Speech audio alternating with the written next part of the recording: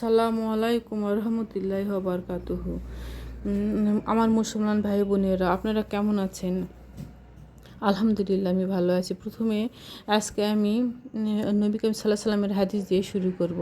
হাদিসটি হলো এই যে লা তামুতুন নাফসুন হাত্তা তাস্তাক মিলা রিস্কাহা, অর্থাৎ যার জন্য যে খাবার বরাদ্দ আছে তা ওই ওই ব্যক্তি ভোগ না করা পর্যন্ত তার মৃত্যু হবে না।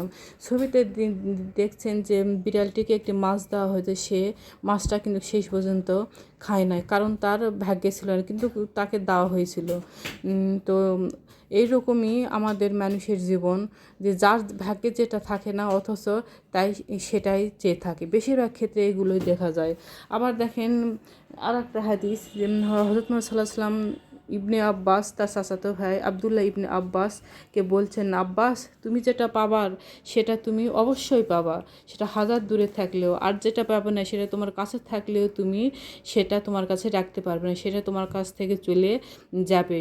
অথচ দেখেন যে আমরা এই রিজিক বা খাবার বা আমাদের জীবন বিভিন্ন জিনিস নিয়ে আমরা কত টেনশন, অথচ আল্লাহর উপর ছেড়ে দিই না।